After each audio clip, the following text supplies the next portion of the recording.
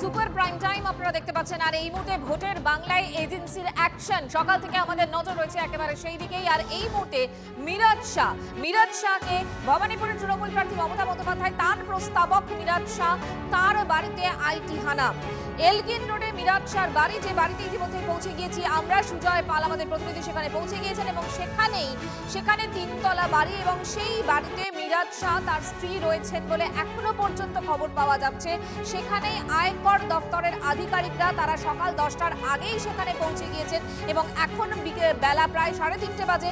এখনো সেইখানে হানা চলছে এবং সেখানে বিভিন্ন নথিপত্র খতিয়ে দেখা হচ্ছে। এই মুহূর্তে ছবিটা ঠিক কি, সুজয় পাল রয়েছেন সরাসরি।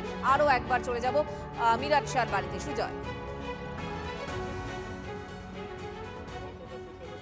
দেখো এখনো সেই সকাল থেকে যে তল্লাশি অভিযান শুরু ছিল, সকাল 9টা নাগাদ আয়কর দপ্তরের অফিসাররা এখানে আসেন, সেই তল্লাশি এখনো চলছে। এবং যেমনটা এর আগেও ছবিটা দেখাচ্ছিলাম যে যেহেতু ভেতরে তল্লাশি চলছে, কেন্দ্রীয় এজেন্সির তল্লাশি, সে কারণে বাইরে এই মুহূর্তে তার যে যিনি পিএসও এবং তিনি তার বাড়ির যে নিরাপত্তারক্ষী তারা রয়েছেন।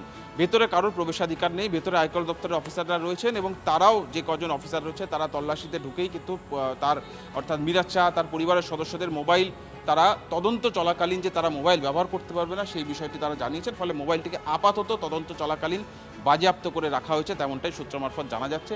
এবং সেই ছবিটা যখন দেখাচ্ছিলাম একই ছবি রয়েছে, ভেতরে প্রায় 10 জন আয়কর দপ্তরের অফিসার রয়েছে, 3টি গাড়িতে করে তারা এখানে এসেছিলেন সেই তল্লাশিতে। এবং তল্লাশির ক্ষেত্রে যেটা জানা যাচ্ছে শুধুমাত্র তার ল্যাপটপ, মোবাইল, কম্পিউটার বা অন্যান্য যে সমস্ত ডিজিটাল ডিভাইস রয়েছে সেই ডিজিটাল ডিভাইসগুলির মাধ্যমেই তারা তথ্য সংগ্রহ করার চেষ্টা করছেন। মূলত গত 5 থেকে 10 বছরে মিরাজ শাহের যে সম্পত্তি, যে আয়, সেটাতেই নজর রয়েছে। গত 5 বছর 10 বছরে তিনি কত টাকা আয় করেছেন এবং কত টাকা তিনি আয়কর জমা দিয়েছেন সেটাই তারা দেখতে চান। পেশায় এই মিরাজ শাহ একজন চার্টার্ড অ্যাকাউন্টেন্ট, তার পাশাপাশি কিন্তু আইন নিয়েও পড়াশোনা করেছেন, আইনজীবী হিসেবেও কাজ করেন। আয়কর দপ্তরের যে সমস্ত আয়কর গণমের অভিযোগে যে সমস্ত মামলাগুলি চলে সেই মামলাগুলি তিনি লড়েন, তেমনটাই জানা যাচ্ছে। ফলে আইনজীবী এবং চার্টার্ড অ্যাকাউন্টেন্ট তার বাড়িতে তল্লাশি মিরাজ শাহ। এবং তার পাশাপাশি ভবানীপুর এডুকেশন সোসাইটির সঙ্গে লাগোয়া যেহেতু এই বাড়ি, তার বাড়িতে তিনি একজন ভবানীপুর এডুকেশন সোসাইটির একজন সদস্য, তেমনটাও জানা যাচ্ছে। তবে এরা এই কলকাতার কিন্তু আদি বাসিন্দা। 1941 সালে যে এই বাড়ি, 1941 সাল থেকে বংশ পরম্পরায় তারা এখানে থাকছেন, এই ভবানীপুরেই থাকছেন। এবং মুখ্যমন্ত্রী এবার ভবানীপুরের নির্বাচনে প্রার্থী হিসেবে যখন মনোনয়ন দিতে গিয়েছিলেন তখন 4 ধর্মের মানুষকে মুখ্যমন্ত্রী প্রস্তাব দিতে বলেছিলেন, নামের প্রস্তাব দিতে বলেছিলেন। তার মধ্যেই এই মিরাজ শাহ অন্যতম একজন ছিলেন যার বাড়িতে এই মুহূর্তে তল্লাশি চলছে। উল্লেখ্য যেটা, একজন প্রাইভেট পার্সন, তিনি চার্টার্ড অ্যাকাউন্টেন্ট, আইনজীবী, তার জন্য পিএসও রয়েছে, অর্থাৎ পুলিশ রয়েছে, পুলিশি নিরাপত্তা পান। 2 জন করে কনস্টেবল তার নিরাপত্তা সর্বক্ষণ দেয়। প্রশ্ন এখানে তার কি তাহলে কোনো সিকিউরিটি থ্রেট আছে? তার কারণ কোনো সিকিউরিটি থ্রেট ছাড়া কাউকে সরকারি পুলিশ বা নিরাপত্তা রক্ষী প্রোভাইড করা হয় না।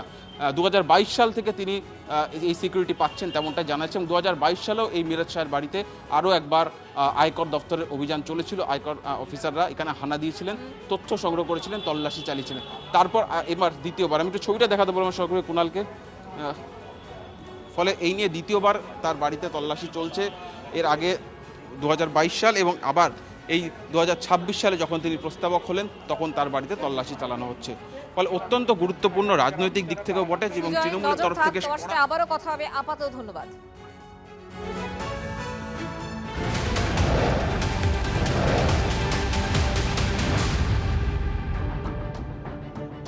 অন্যদিকে দেবাশিস কুমারের বাড়িতে এজেন্সি হানার তীব্র বিক্ষোভ জানিয়েছেন, তীব্র নিন্দা করেছেন, তোপ দেখেছেন মুখ্যমন্ত্রী মমতা বন্দ্যোপাধ্যায়। তিনি বলেছেন যে কাপুরুষের মতো তৃণমূল কংগ্রেস প্রার্থীর বাড়িতে এজেন্সির এই হানা। শুধু তাই নয়, তিনি এটাও বলেছেন যে আমার প্লেনও রেড করতে আসছে, জিতবে না জেনে এজেন্সিকে কাজে লাগাচ্ছে বিজেপি।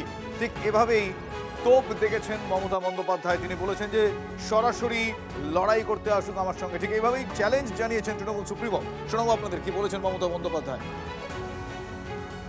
আগে জবাব দিন, আপনি বলেছিলেন দেশে কালো টাকা ফিরিয়ে আনবেন, নোটবন্দি করে সবার টাকা কেড়ে নিয়েছিলেন, কাউকে কালো টাকা আনতে পেরেছিলেন? আজকে কালো টাকার হুন্ডি নিয়ে বাংলায় বসে আছেন আর তৃণমূল কংগ্রেস পার্টির অফিসে রেড করছেন, ক্যান্ডিডেটের বাড়িতে গিয়ে রেড করছেন, আমার প্লেন রেড করতে আসছেন, আমার সিকিউরিটিতে রেড করছেন।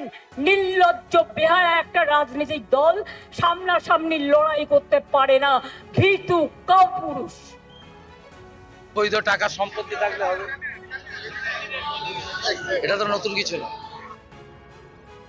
চোরদেরকে ধরা উচিত, কিন্তু যারা চোর ধরছে তাদেরও শাস্তি দেওয়ার ব্যবস্থা থাকা উচিত। তারা শাস্তি দিতে পারছে না, চোর ধরছে।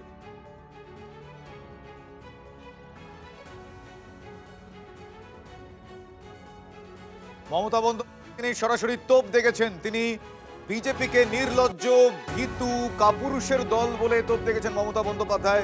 তৃণমূল কংগ্রেস প্রার্থীর বাড়িতে, তার শ্বশুর বাড়িতে, তার নির্বাচনী কার্যালয়ে আয়কর হানা, তাকে তিনি খুব একটা ভালো চোখে দেখেননি বলেই এক প্রকার প্রতিক্রিয়া জানিয়েছেন তৃণমূল সুপ্রিমো মমতা বন্দ্যোপাধ্যায়। অন্যদিকে একদিকে দেবাশিস কুমারের বাড়িতে, অন্যদিকে আপনারা সেই ছবি দেখছেন এই মুহূর্তে তৃণমূল প্রার্থীদের বাড়িতে এই আইটি রেড, তাকে কাপুরুষের মতো আচরণ বলে। শুধু তাই নয়, তিনি এটাও জানিয়েছেন যে আমার প্লেনেও রেড করতে আসছে।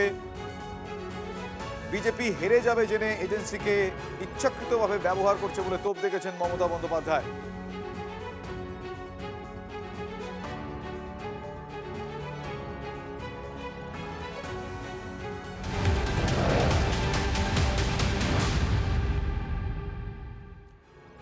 আরো একবার মিরাজ শাহর বাড়িতে আপনাদের সরাসরি আমরা নিয়ে গেছি, কারণ এখনো সেখানে আয়কর দপ্তরের আধিকারিকরা রয়েছেন। এখনো পর্যন্ত যা খবর পাচ্ছি আমরা, যে তথ্য পাচ্ছি আমরা, সকাল 9টা নাগাদ আধিকারিকরা সেখানে আসেন এবং এখনো তারা তল্লাশি চালাচ্ছেন মিরাজ শাহর বাড়িতে। 3 তলা সেই বাড়ি ভবানীপুরে, এবং ভবানীপুর এডুকেশন সোসাইটির খুব কাছেই এই বাড়ি, এবং এই ভবানীপুর এডুকেশন সোসাইটির অন্যতম সদস্য মিরাজ শাহ, এবং ভবানীপুরে এবারে বিধানসভা নির্বাচনে তৃণমূল কংগ্রেস সুপ্রিমো মমতা বন্দ্যোপাধ্যায়ের প্রস্তাবক এই মিরাজ শাহ। তার বাড়িতে এই মুহূর্তে আইটি হানা, এবং তিনি চার্টার্ড অ্যাকাউন্টেন্ট পেশায়, একই সঙ্গে তিনি আইনজীবীও, এমনটাই জানা যাচ্ছে এখনো পর্যন্ত। যখন এরকম নর্মাল টাইমে যখন ডিউটি আসি 10টার সময়, আমি যখন 10টার সময় ডিউটি এসেছি, তখন দেখলাম যে এখানে ভেতরে হয়েছে, আইটির অফিসাররা এসছে। কারণ আইটির অফিসার আমাকে চেক করেছিল যে আমি কে। তখন আমি প্রমাণ দেখালাম, তখন আমিও তাদের আইডেন্টি কার্ডটা ছিলাম, তখন আমি জানতে পারলাম যে আইটি, ব্যাস ওই অবধি। এর আগে কখনো এরকম কোনো অভিযান হয়েছে? এর আগে হয়তো 3-4 বছর আগে একবার হয়েছিল। তখন কাদের? তখন ওটা আইটি ছিল। আইটি এক্ষেত্রে বারবার আসছে, ওনার কোনো ব্যবসা রয়েছে? না, ওনার ব্যবসাটা বলতে হবে, ওনার যে ওনার ব্যবসা আছে কিনা। কিন্তু উনি তো সিএ, উনি তো চার্টার্ড অ্যাকাউন্টেন্ট, এটাই ওর তো ওনার প্রফেশন। সিএ, ব্যবসা তো নেই, উনি তো সিএ, চার্টার্ড অ্যাকাউন্টেন্ট। আপনি সরকারি নিরাপত্তা, এটা কি পুলিশ থেকে দেওয়া হয়েছে? এগুলো তো সিকিউরিটি থ্রেট? নিশ্চয়ই তো পুলিশ থেকেই দেওয়া হয়েছে, নিশ্চয়ই পুলিশের কোনো সিকিউরিটি থ্রেট আছে, তাদের হোম ডিপার্টমেন্টে হয়তো মেসেজ ছিল, সেই জন্য তো পুলিশ থেকে ডিপ্লয়মেন্ট করা হয়েছে। কতজন আপনারা থাকেন? আমরা তো 2 জন থাকি। দুর্গাপুরে রোড শো, মমতা বন্দ্যোপাধ্যায়ের প্রান্তিকা মোড় থেকে মিছিল। তৃণমূল নেত্রীর ছবি দেখাবো আপনাদের। দুর্গাপুর পূর্ব এবং পশ্চিমের প্রার্থীদের হয়ে মিছিল মমতা বন্দ্যোপাধ্যায়।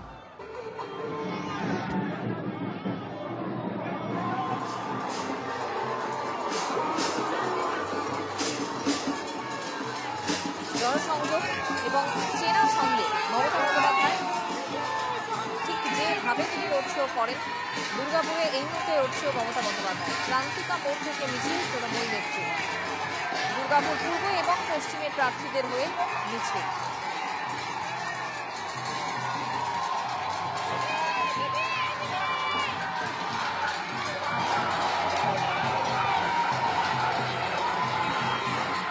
বাঁশর ঘন্টা বাজাচ্ছেন যারা রয়েছেন এই মুহূর্তে দাঁড়িয়ে, মহিলারা, তাদেরকে হাত টেনে অভিবাদন। চেনা ছন্দে মমতা বন্দ্যোপাধ্যায়